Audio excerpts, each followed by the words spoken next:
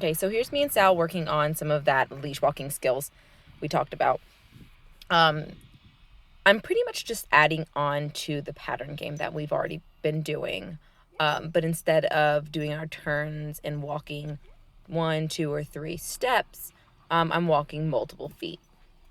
So the basics of it is he gets treated when he's by my side, when he's in that quote-unquote heel position, whether it's me stopping like this, or moving or turning. If he is by my side in that heel position, he's getting treated. That's what we want. He's doing the right thing. That's what we get. The other thing that I'm adding on to the game is the turns that I make. I'm using a cue. So I started using let's go, but we can change it. We can tweak it if that's not just like what naturally comes out of your mouth, or if you want to use something else, totally fine. But all we want to do is add a cue for when we turn, for a couple reasons.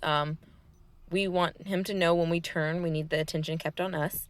And it's going to be really useful if we run into a dog, or we run into a person, or anything that makes him excited. And we need to get out of there quick. A quick let's go is going to snap his attention, and I know that means we're walking, that means I'm with Mom, that means we're going, this is what we're doing. So it's going to help us and him deal with the situation a little bit better. And he did beautifully. So here I'm going to use my car, and what I use my car for, you can also use a counter inside, or the back of your couch, or anything like that. But what I use it for is sometimes the dogs have a hard time staying in that really nice tight heel position, especially when I stop, his butt kind of swings out.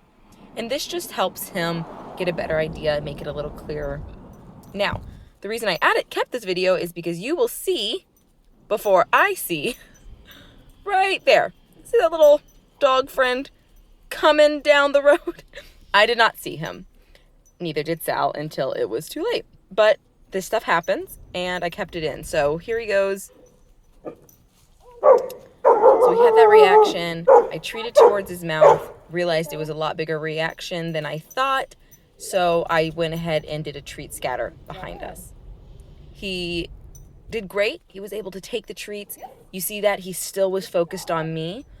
He gives a few more barks and a little bit more attention to the dog. Yes. But it really just came out of nowhere, so he responded a lot better than I thought. Not to mention, the dog was probably 3 feet away. It was very, very, very, very close to us, and just kind of popped out. So he did well. I wish I had the camera turned so you could see more of what exactly happened, but I think he did pretty good. We used the treat scatter, we used treat to mouth. He responded. I walked out into the street, and where we could see them walk away, and I did a little bit there. And he did fine. It was not great that happened, but not the end of the world.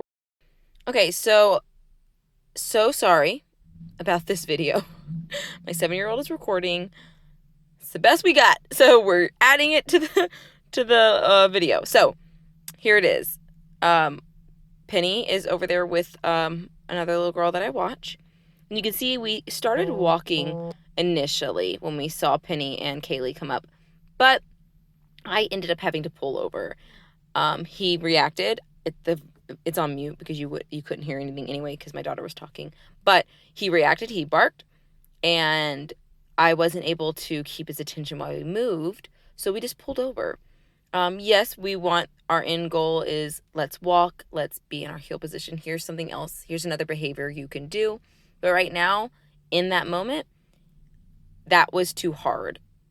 So that's fine. We pulled over. We're going to work through it right here. And then we're going to start moving forward.